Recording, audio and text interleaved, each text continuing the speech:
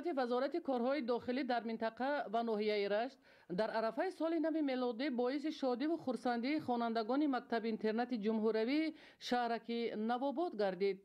در این مکان مهر و شفقت 168 نفر خواننده تحصیل داشته تمام شرایط ضروری برای خوانش و زیست مکتبچگان مهیا می باشد. اولا منیت‌داری خود را با اساسگزار صلح و وحدت ملی پیشوای ملت محترم امامعلی رحمان بیان میکنم که او با ما یتیمان غمخوری زیادی کرده است و ما در جواب همین غمخوری اساسگزار صلح و وحدت ملی محترم امامعلی رحمان وعده میدیم که تحصیل خوب و اعلا مینماییم. کمک به خوانندگان مکتب اینترنت جمهوری شهرک نوآباد از عملهای خیر و انسان دوستانه به شمار رفته.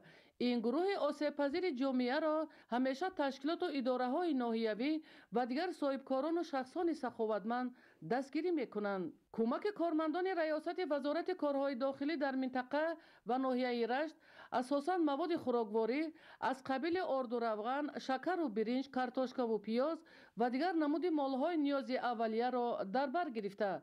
آموزگاران مکتب اینترنت جمهوری برای این عمل خیر عرض منتداری بیان داشتند.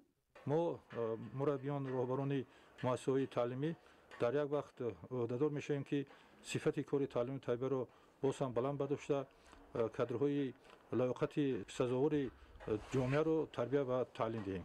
بعداً کارمندان ریاست وزارت کارهای داخلی در منطقه و ناحیه رشت کمک نوبتی خود را که از مواد خوراکواری عبارت بود به بیمارخانه کسلی‌های روحی شهرک نوآباد رسانیدند.